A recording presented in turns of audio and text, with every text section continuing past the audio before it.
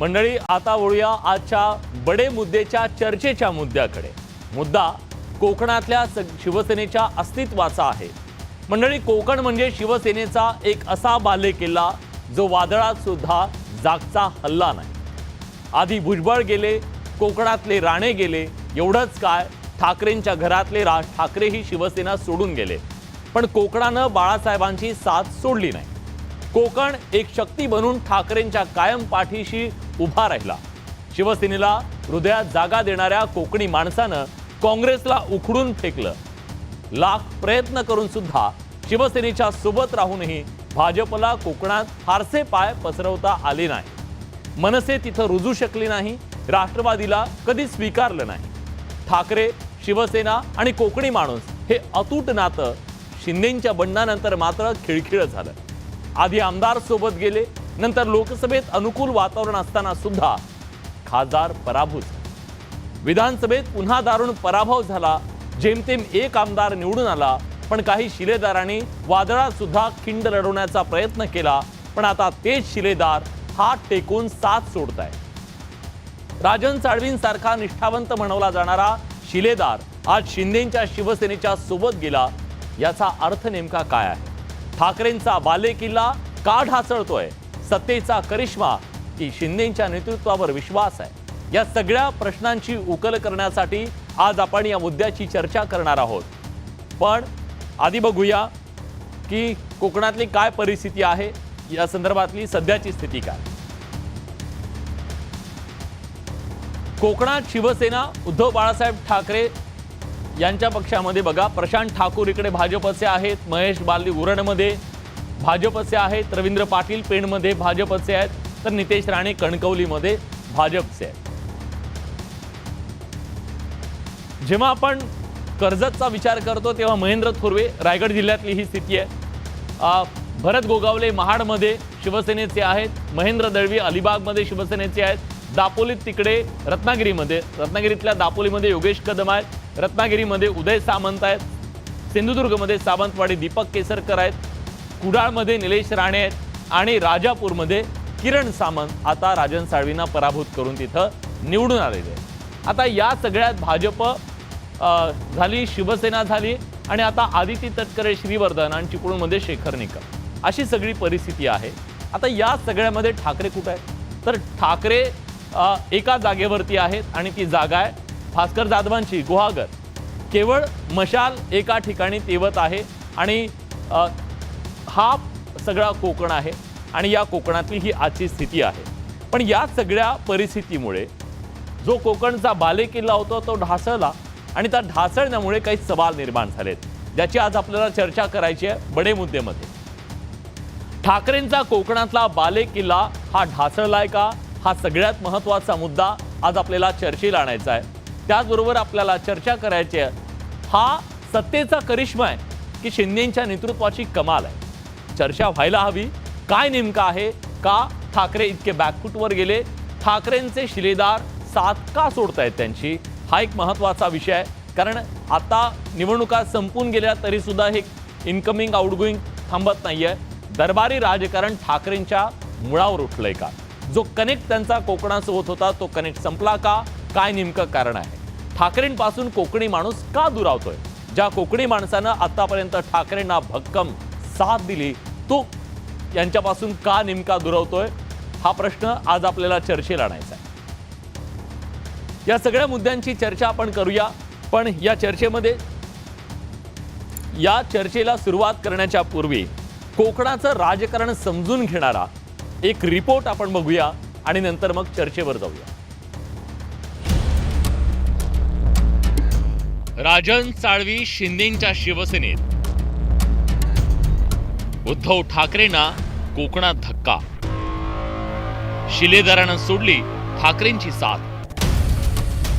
उद्धव ठाकरेंच्या शिवसेनेला लागलेली गळती काही थांबायचं नाव घेत नाहीये।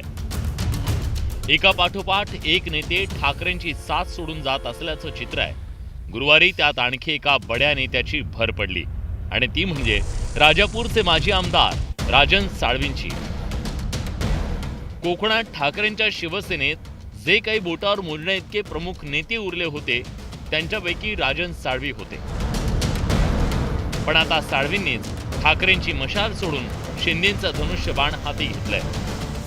14 साली भाजप सेनेची युती सत्ता आली आणि त्या युतीमध्ये मला वाटलं होतं उदयजी की माझ्यासारखा एक निष्ठावंत सैनिक त्या ठिकाणी मंत्री होईल म्हणून. शिंदे साहेबांनी सुद्धा त्यावेळेला उद्धव साहेबांकडे माझी शिफारस केली होती. दुर्दैवाने होऊ शकलो नाही. पण शिवसेनेचे नेते,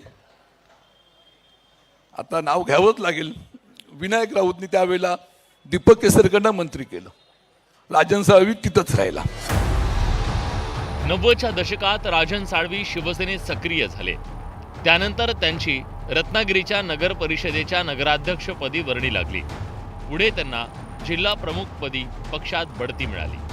2006 साली राजापूर विधानसभा मतदारसंघात पोटनिवडणुकीत त्यांचा पराभव झाला.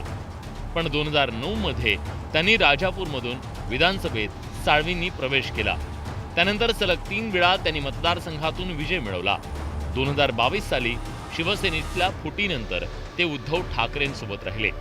पण नुकत्याच झालेल्या विधानसभा निवडणुकीत शिवसेनेच्या किरण सामंत यांनी त्यांचा पराभव केला. अपन देर आए दुरुस्त आए, देर आए दुरुस्त आहे त्याला म्हणतो ना आपण. सुबह का भुला शाम को घर लौटे तो भुला नहीं कहते. तुम्ही आमच्या परिवारातलेच आहात. तुम्ही आमच्या एक शिवसेना परिवारातलेच आहात आणि खऱ्या शिवसेनेमध्ये तुम्ही सामील झालेला आहात.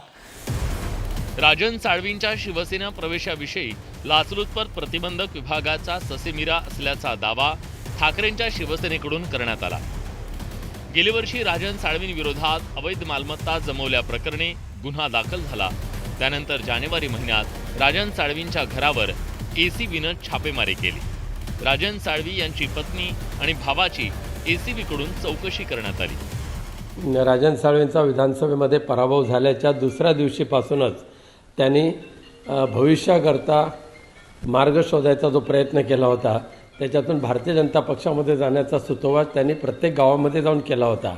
पण त्यांचं दुर्दैव की भारतीय जनता पक्षाने त्यांना दरवाजे बंद केले आणि त्यामुळे नाईलाजास्तव पुनश्च एकदा त्याच ज्यांच्याशी लढले त्यांच्याच हाताखाली जाऊन शिंदे गटाच्या सामंत कुटुंबियांच्या हाताखाली जाऊन त्यांना काम करावं लागतंय. शिवसेनेतल्या फुटीनंतर राजन साळवी, विनायक राऊत आणि वैभव नाईक हे 3 खंदे शिलेदार उद्धव ठाकरेंचा किल्ला कोकणात लढवत होते. पण आता राजन साळवींनी ठाकरेंची साथ सोडल्यानं कोकणात तर अशी सगळी परिस्थिती राजकीय निर्माण झाली. पण ही परिस्थिती का आली, का ओढवली, या सगळ्याबद्दल आपण चर्चा करणार आहोत. कोकणचा हा बाले किल्ला का ढासळतोय, या चर्चेत सहभागी होण्यासाठी आपल्या सोबत मान्यवर पाहुणे आहेत. आपल्या सोबत आता ठाकरेंचे एक शिलेदार आहेत, वैभव नाईक माजी आमदार आहेत आणि जे खिंड लढवत आहेत अजून सुद्धा त्यांनी हात टेकलेले नाहीयेत. आपल्यासोबत माजी आमदार भाजपचे प्रमोद जठार आहेत. प्रमोदजी, तुमचंही स्वागत आहे. आपल्यासोबत थोड्याच वेळात शिवसेनेचे खासदार नरेश म्हस्के सुद्धा या चर्चेमध्ये सहभागी होणार आहेत. पण मला या चर्चेची सुरुवात करायची आहे वैभव नाईक यांच्यापासून. वैभवजी, तुम्ही नेहमी खरं बोलण्यासाठी प्रसिद्ध आहात, ओळखले जातात. मला आज तुम्हाला या सगळ्या प्रश्नाची खरी खरी उत्तरं जाणून घ्यायची तुमच्याकडून. आज तुमच्या सोबत ही सगळी लढाई जी तुम्ही लढत होतात, जे लढताय आता, त्या लढाईतला तुमचाच एक साथीदार, एक शिलेदार आज तुम्हाला सोडून गेला. तुमच्या पक्षाची आज कोकणातली अवस्था काय आहे? 2014 नंतर आज 2024 पर्यंतची तुमची स्थिती काय, ही मी वेगळं सांगायची गरज नाहीये. या स्थितीला जबाबदार कोण, ही स्थिती का आली? तर तुम्ही आता एक योग्य बोललात की आम्ही राजकारण करत नाही किंवा आम्ही सत्तेसाठी करत नाही, तर आम्ही लढाई करतो. आता लढाई जिंकणं हारणं हे होत असतं, परंतु आम्ही काहीतरी विचाराची, मुद्द्याची लढाई करतो आणि त्यामध्ये जे पराजय येत असतात. आज आपण बघितलं असेल की याच कोकणाने आम्हाला भरभरून दिलेला आहे. नारायणने जेव्हा शिवसेना सोडून गेले त्यावेळी झालेल्या पोटनिवडणुकीमध्ये जशी आता तुम्ही परिस्थिती दाखवली, कोकणातले किती आमदार शिवसेना होते, तर त्यावेळी सगळे आमदार शिवसेना सोडून गेले होते. म्हणजे रायगड पासून सिंधुदुर्गापर्यंत. आणि त्याचवेळेला शिवसेनेचा एकही आमदार रामदास तनपुरेशिवाय सोडून त्यावेळी नव्हता. परंतु हळूहळू परिस्थिती बदलली. पुन्हा एकदा दक्षिण माणसाने शिवसेना विश्वास दाखवला आम्ही सगळे निवडून आलो. परंतु आता 2019 नंतर 22 मध्ये जो काय राजकीय उलटाबद्दल महाराष्ट्रामध्ये झाली हम्म. आणि त्या उलटाबद्दल प्रत्येकाला काही ते आमिष देण्यात आलं. हा. आज केलं झालं की राजकीय आज आता मगाशी राजन साळवींनी प्रवेश केला, ते अनेक वर्ष निष्ठावंत होते. त्यांनी सुद्धा सांगितलं की त्यांना काहीतरी आमिष आहे, म्हणजे उद्या विधान परिषद मिळेल, उद्या महामंडळ मिळेल. आज ज्यांनी त्यांचा पराभव केला त्यांच्या बरोबर त्यांना प्रवेश करावा लागला. हा. आणि त्यामुळे येणाऱ्या काळामध्ये आज असा एक माणूस होतो की भाजप किंवा शिवसेनेमध्ये शिंदे गटामध्ये की जो माणूस काहीतरी आमिषाशिवाय जातोय का. बर. आणि म्हणतात की निवडणुकीत सुद्धा मतदार सुद्धा हे मतदारांना वेगळी आमिष देण्यात आली. कोणाला लाडक्या बंधू दिलं, कोणाला गटंगे बटंगे दिलं. हम्म. आणि त्यामुळे ही काय वेळ कायम राहणार नाही असा माझा तरी ठाम विश्वास आहे. आम्ही जे लोक असतील, आज आमच्याकडे अनेक लोक सोडून जातील कारण सत्ता आमच्याकडे नाही. आमच्या पण काही चुका झाल्या असतील, परंतु जे लोक आहेत त्यांना घेऊन, त्यांना विश्वास देऊन आम्ही हा परत पालिकेला उभा करू असा विश्वास माझ्यासारख्या कार्यकर्त्यांच्या मनामध्ये आहे आणि तो आम्ही विश्वास ठेवू. ठीक आहे, तुम्हाला विश्वास आहे, पण याच्यात अनेक उपप्रश्न आहेत. मी लगेच आता ती घेत नाही, कारण बाकी मान्यवरांना सुद्धा मला या चर्चेत आणायचं आहे. आज या चर्चेमध्ये पहिल्यांदाच शिवसेनेमध्ये ज्यांनी प्रवेश केला त्या शिवसेनेच्या प्रवक्त्या हेमलता पाटील ताई सुद्धा आपल्यासोबत जोडले गेलेले आहेत. ताई, आम्हाला सवय लागलेली आहे तुम्हाला तुमच्यासोबत काँग्रेस जोडायची, पण आज इन्कमिंग इतकं आहे की त्यामध्ये आता आम्हाला सुद्धा सवय करून घ्यावी लागेल. ताई, ज्या पद्धतीनं हे इन्कमिंग सुरू आहे, मुद्दा उपस्थित केला जातोय की आमिष दाखवून हे सगळं केलं जातंय, आरोप असा केला जातोय. आज ठाकरेंची जी अवस्था केलेली आहे, खरंच तुम्ही आमिष देऊन लोकांना घेताय का? पहिली गोष्ट म्हणजे मी पहिल्यांदाच आज पक्षांतर केल्यानंतर आपल्या चॅनेलवरती आलेले आहे. आपण मला शिवसेनेच्या प्रवक्त्या पण करून टाकलं, मला अजून प्रवक्ते पद मिळालेलं नाहीये, पण आपण मला रिक्वेस्ट केली की आपण चॅनेलवरती या म्हणून मी आलेले आहे.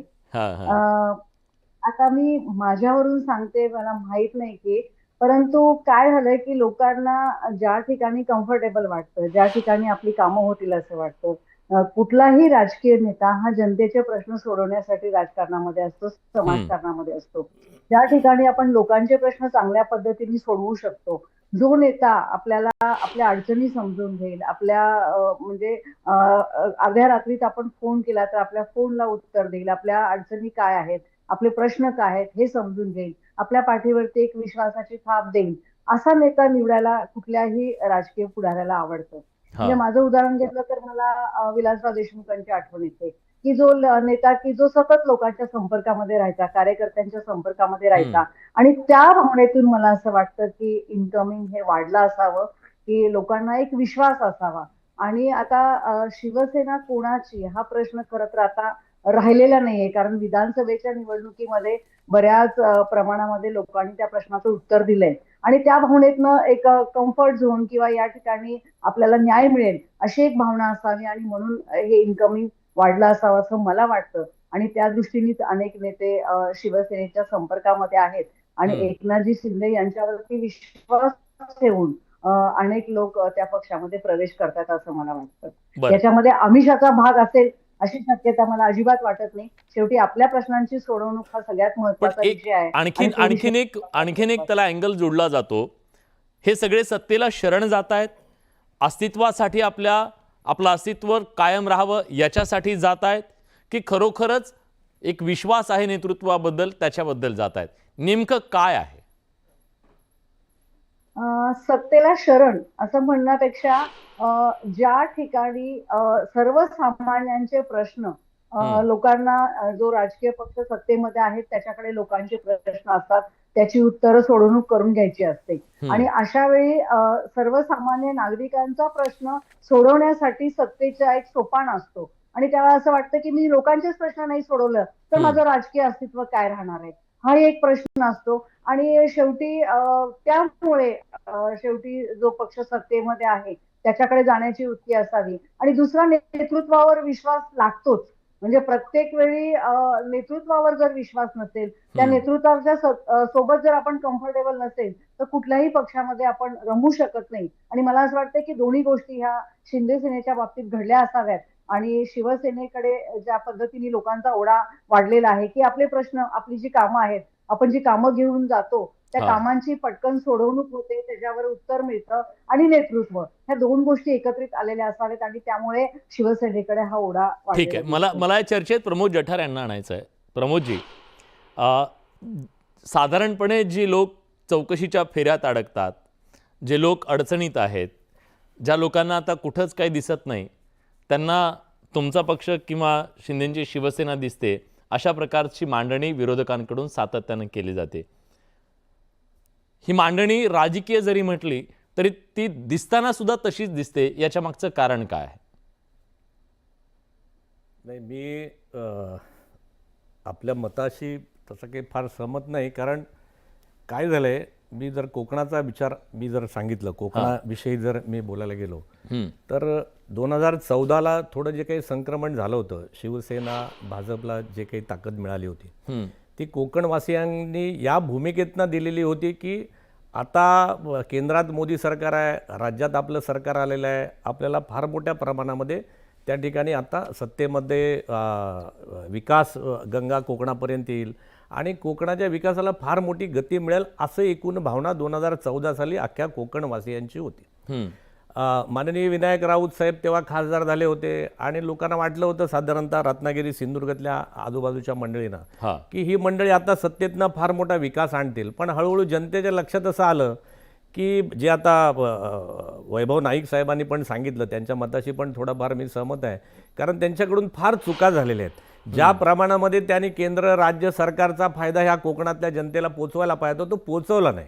त्यामुळे कालच्या तुम्ही निवडणुकामध्ये बघितलं 24च्या की त्या सगळे लोक विरोधात गेली. लोकसभेत तर जनता विरोधात गेली, त्या ठिकाणी येणाऱ्या विधानसभेमध्ये पण कोकणातली जनता विरोधात गेली. आता हे सगळं प्रवाह बघितल्यानंतर पूर्वी जसं 20-25 वर्षांनी एक पिढी बदलायची, आता 5-10 वर्षांनी पिढी बदलते आणि ह्या नवीन आलेल्या पिढीच्या आणि त्या नेत्यांच्या सगळ्या मंडळींच्या लक्षात असं यायला लागलंय. कनेक्ट राहिला नाही. म्हणजे आजच्या पिढीचा ठाकरेंच्या सोबत आधी जो पारंपरिक मतदार होता त्याचा कनेक्ट राहिला नाही असं तुम्हाला म्हणायचं आहे? खरं म्हणजे शिवसेना हा पक्ष नव्हताच, ही फार मोठी चळवळ होती.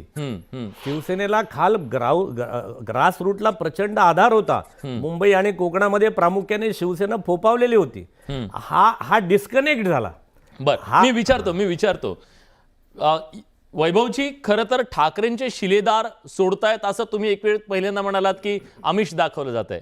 अहो, पण जी जनता तुमच्यासोबत खंबीर कुठल्याही वादळात संकटात कायम सोबत होती, तुमच्यासारख्या सामान्य कार्यकर्त्याला ज्यांनी आमदारांपर्यंत नेलं, ही जनता तुमची साथ सोडते, त्याला काय म्हणायचं? तुमचं काहीतरी चुकत असेल ना, नेतृत्वाचं चुकत असेल, कुणाचं चुकतंय?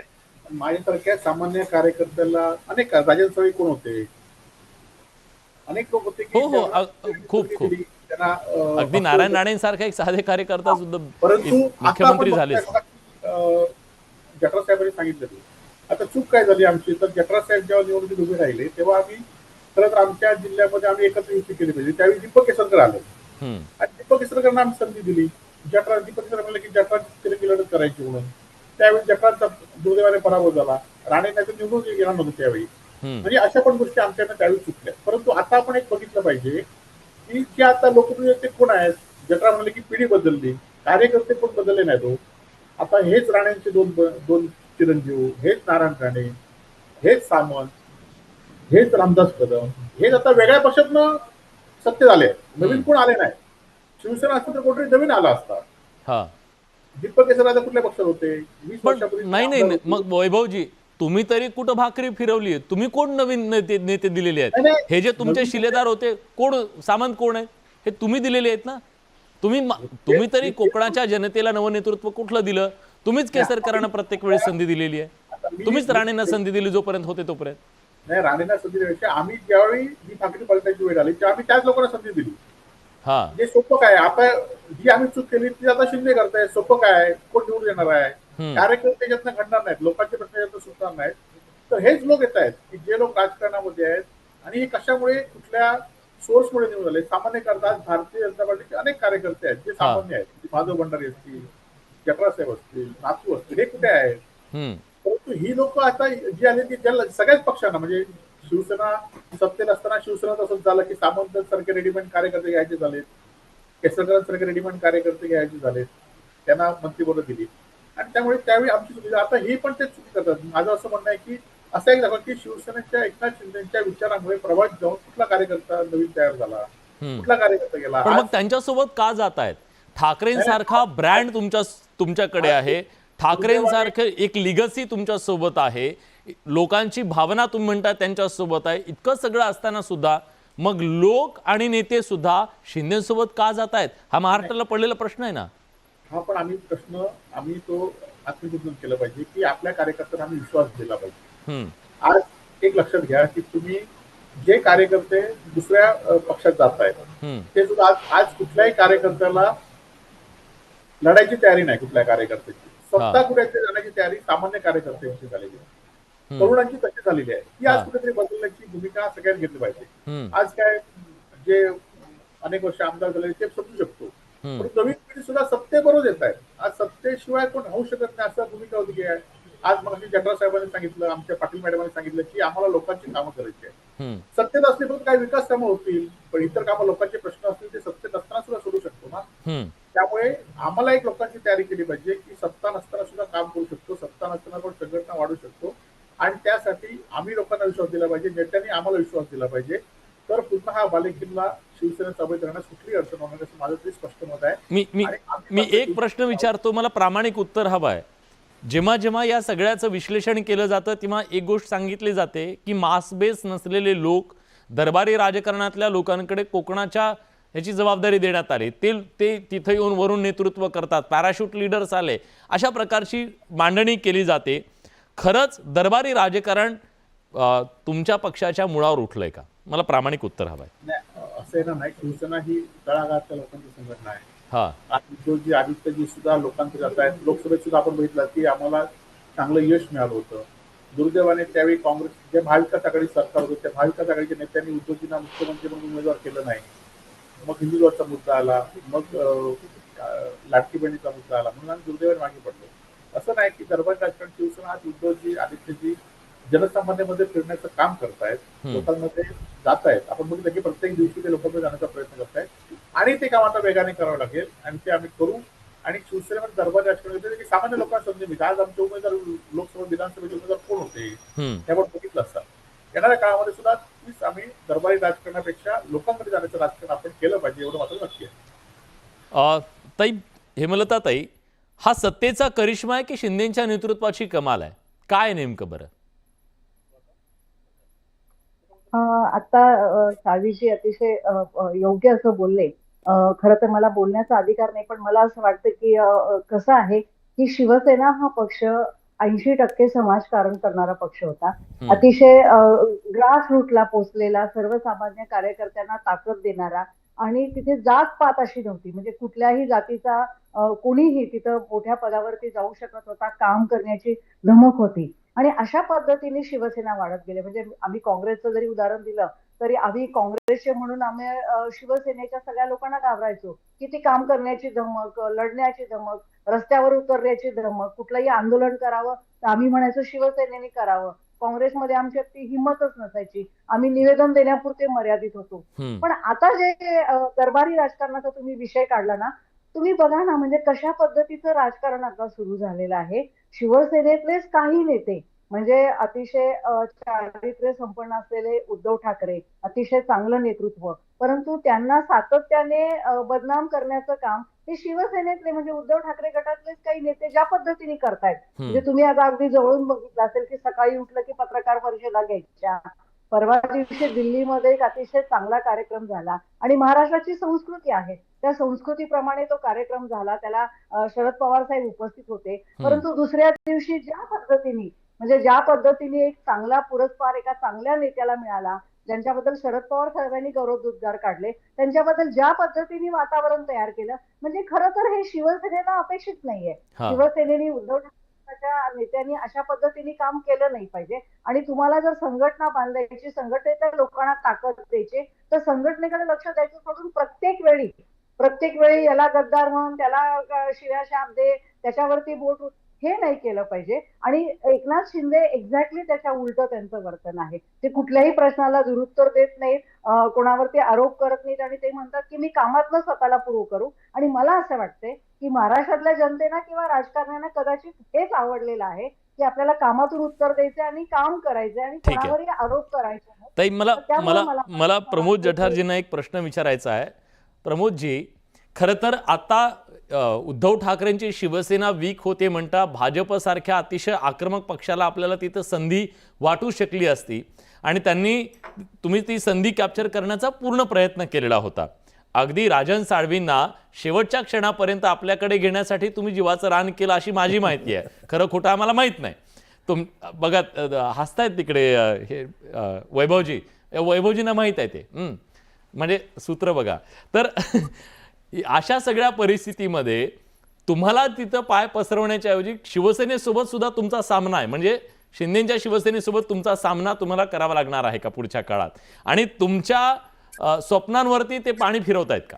वैभवजी एवढ्यासाठी हसले की त्यांना पण भाजपमध्ये यायची इच्छा होती.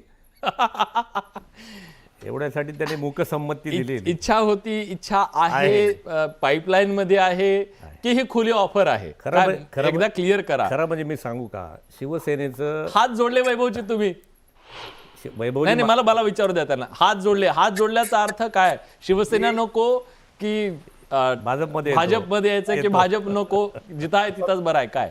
ज्या पक्षाने आपल्या आमदारकी दिली, ज्या पक्षावर आम्ही सोबत आहोत, ज्या लोकांचा माझ्यावर विश्वास आहे, मला 73,000 लोकांनी त्या पार्श्वभूमीवर लोकांनी विश्वास, त्यामुळे मी तरी शिवसेना सोडणार नाही. मी शिवसेनेवर राहील, उद्धव ही माझी तर स्पष्ट भूमिका आहे. नाही, वैभवजी बोलणार नाहीत, पण मला माझे चांगले मित्र आहेत, मी त्यांची पीडा समजू शकतो. बरं काय तुम्ही सांगा. त्यांची पीडा हीच आहे की गेले 15 वर्ष ज्या विनायक राऊत साहेबांनी हा जो कोकणाचा कारभार पाहिला आणि तो मुंबईत बसून तुम्ही जे म्हटलं ना दरबारी राजकारण, ह्या सगळ्या दरबारी राजकारणाचे आणि विनायक राऊतांच्या कार्यशून्यतेचे परिणाम हे ह्या सगळ्या कोकणातल्या शिवसेनेला भोगावे लागले. या माझ्या मताशी वैभव नाईकजी जरी आता नाही म्हटले तरी ते नक्कीच सहमत होतील. आज पण बघा आपल्या साळवींनी पण जाता जाता तेच म्हटलं. दिलकीदास ना तुम्ही, त्यांच्या मनातली वेदना तुम्ही बोलून दाखवताय. बोलून दाखवतो, बिचारा बोलू शकणार नाही, मी बोलू शकतो, मी त्याचा चांगला मित्र आहे. एखादा माणूस जेव्हा जातो ना त्याला काहीतरी कारण पाहिजे असतं. कारण पाहिजे, बरोबर आहे. त्यामुळे जसं वैभवजी, जसं महाराष्ट्रामध्ये युतीचं फार बरं चाललेलं होतं, ते संजय राऊतांच्यामुळे महाराष्ट्र बिघडला, तसं विनायक राऊतांच्यामुळे कोकण बिघडला आणि जे काही उभाटाचं शिवसेनेचं साम्राज्य होतं ते खिळखिळ झालं. हे मला वाटतं मोठ्या मनाने मान्य करायला काही हरकत नाही. एखादं फेल्युअर आलं तर आलं, त्याला काय, त्याच्यात काही फार लाजण्याचं किंवा शरम आलं तर आलं. कारण त्यांची कार्यशैली वैभवजी तुम्हाला पण मान्य नव्हती, जी राजन साळवीला मान्य नव्हती, जी सामंतांना नव्हती, अनेक लोकांना मान्य नव्हती. त्यामुळे ते फेल्युअर आलं. भविष्यामध्ये कधीतरी हे नेतृत्व बदलावं म्हणून ते या 24ला विनायक राऊतांना सगळ्यांनी घरी पाठवलं असो. कारण यांना 25 वर्ष विश्वास ठेवून सुद्धा कोकणामध्ये ज्या प्रमाणामध्ये विकास यायला पाहिजे होता तो विकास आला नाही, हे मूळ आहे, हे लक्षात ठेवा. त्यामुळे जनता संभ्रमित झाली, तिने साथ सोडली, नेत्यांनी साथ सोडली, या सगळ्या वरिष्ठांनी साथ सोडली. आता जे पराभूत झाले ते पण साथ सोडतायत. आणि मी तुम्हाला आज सांगतो, झेडपी, पंचायत समिती, नगरपंचायतीतले अनेक नगरसेवक आता प्रवेश करते झाले आहेत भाजपमध्ये आणि शिंदे साहेबांच्या हे याचं धोतक आहे. हे पुढचे 20-25 वर्ष जनता वैभवजी, ठाकरेंच्या शिवसेनेतून बाहेर पडणारा प्रत्येक माणूस कुठल्या तरी राऊतांचं नाव घेतो असं का? काय म्हणजे नेमकं आहे? खरं आहे का? याच्यामध्ये काही तथ्य आहे का? नाही, एखाद्या वेळेला पडताना कारण उद्धवजींनी आदित्यजींनी प्रेम दिलेलं असतं, मग त्यांच्यावर आरोप कोणावर करायचा, मग त्या स्थानिक नेतृत्वावर आरोप करायचा आणि आपलं हे करायचं असं असतं. परंतु ते जाऊन देत. परंतु जे लोक आता विनायक राऊत एकच पराभव झालाय, पण त्या आधी सुद्धा त्यांनी कोकणात शिवसेना बांधण्याचं काम केलं. आज ह्या दुर्दैवानं पराभव झाला. पराभवाचे धनी कोण नसतात, पराभवाचं धनी हा नेतृत्व असतं. पण एक सांगा मला, जेव्हा पराभव होतो, माणूस निराश होतो, तेव्हा त्या माणसाला लढण्यासाठी बळ हवं असतं. तुम्ही संकटात आहात तर तुमच्या पाठीशी मी खंबीर उभा आहे. जेव्हा राजन साळवी संकटात होते तेव्हा त्यांच्या पाठीशी खंबीर उभं राहिले नाहीत असं त्यांची तक्रार होती. ते नाराज सुद्धा होते मागच्या काळामध्ये. अशीच तक्रार अनेकांची आहे. जेव्हा जेव्हा आम्ही संकटात होतो तेव्हा आमचं नेतृत्व आमच्या पाठीशी उभं राहिलं नाही अशी तक्रार होती.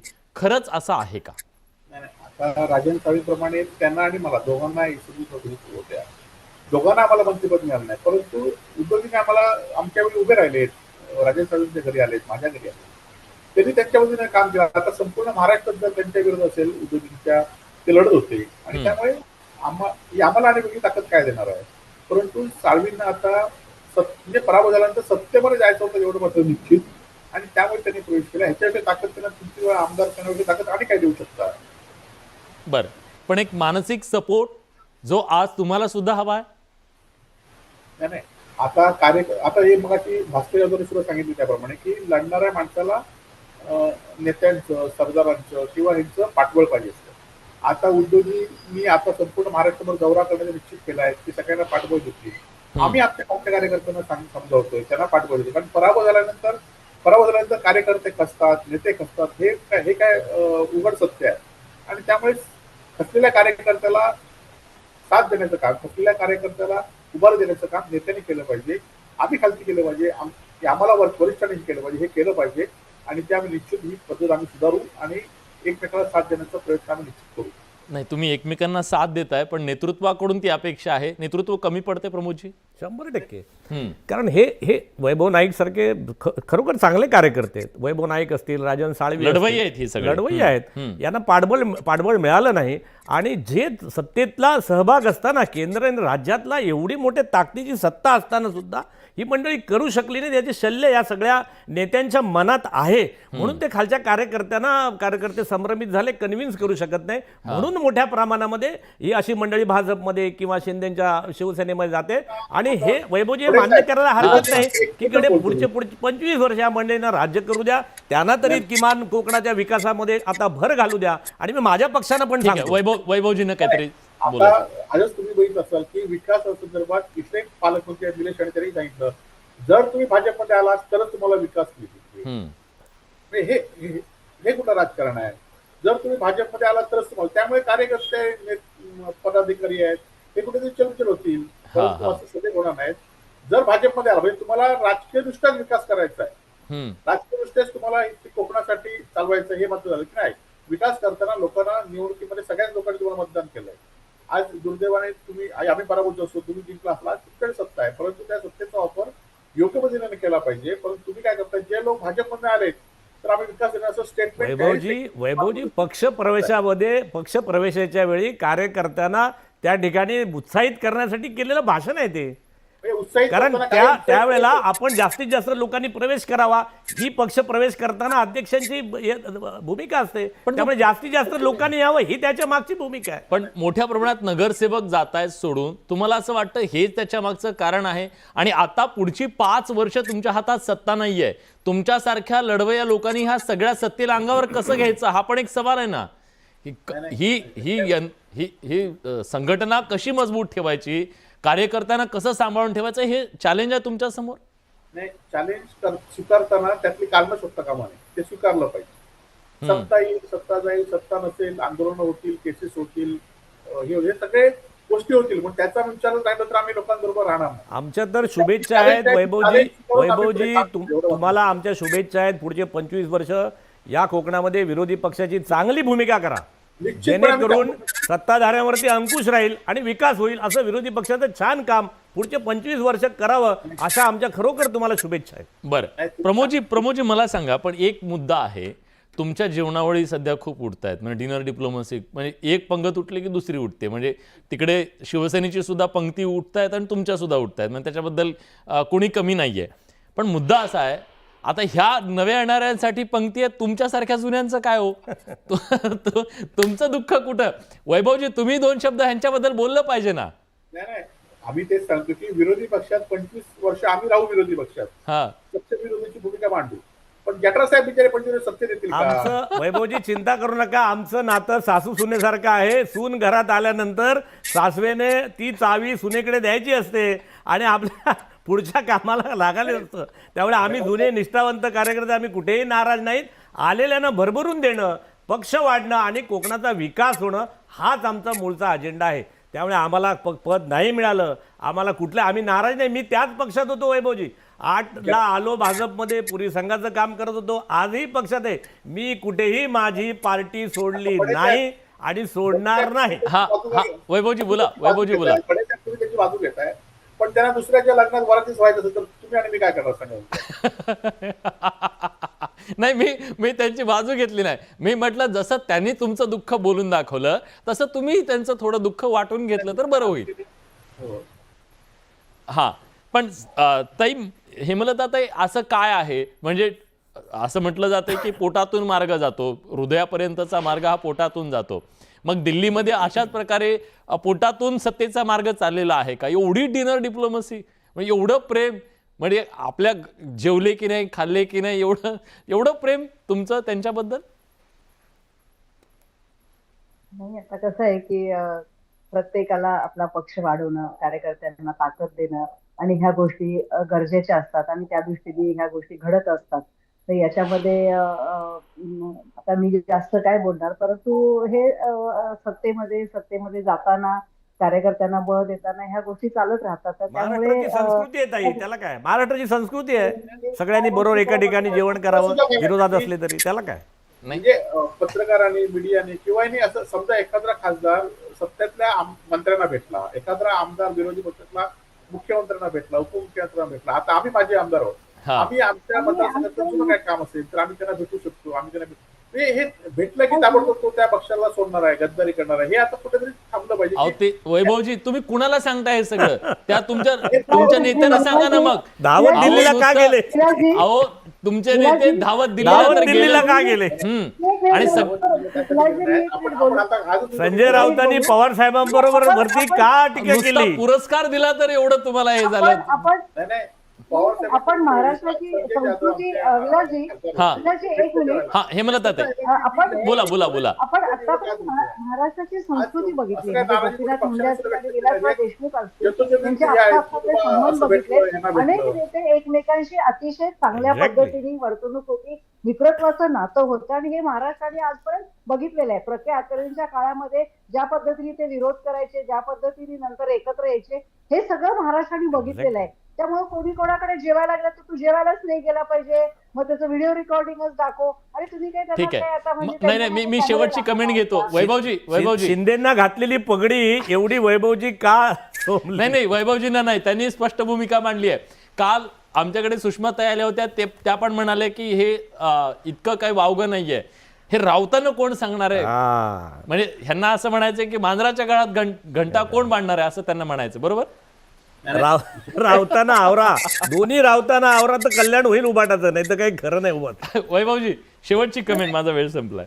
पवार साहेबांचं त्याच्यात मोठ्या पद्धतीने बोलणं नाही, परंतु अनेक खासदार, अनेक आमदार सत्ताधारी पक्षाच्या मंत्र्यांना, मुख्यमंत्र्यांना भेटणं हे काही गैर नाही आणि तरच एकमेकांची सह्य होईल. कामं करतील न करतील हा विषय, परंतु आपण तो प्रश्न मांडला तरी पाहिजे आणि त्यामुळे अशा भेटीगाठीमध्ये गैर नाही, एवढंच माझं म्हणणं आहे. बरं, ठीक आहे. आता नाराजी अशीच वाढत जाते, माणसांना काही मतं आवडत नाहीत आणि मग माणसं वेगळा निर्णय घेतात आणि हे राजकारणामध्ये घडत असतं. पण ज्या कोकणाने आजवर भक्कम खंबीर साथ ठाकरेंना दिली, तो कोकण आज त्यांच्या हातून निसटतोय. ही काळ्या दगडावरची पांढरी रेग आहे आणि आता आकडेही तेच सांगतायत, भावनाही जनभावना तीच सांगते. याचं मंथन होणार का? भाकरी फिरवली जाणार का? हाच सवाल आहे. प्रेक्षकांना काय वाटतंय ते जाणून घेऊया. प्रेक्षकांना जेव्हा आम्ही हा सवाल विचारला की ठाकरेंचा कोकणचा बाले किल्ला ढासळलाय का, प्रेक्षकांचं काय मत आहे? तुम्ही दिलेली ही मतं आहेत. 71% लोकांना वाटतंय होय, 29 लोकांना अजूनही वाटतंय नाही.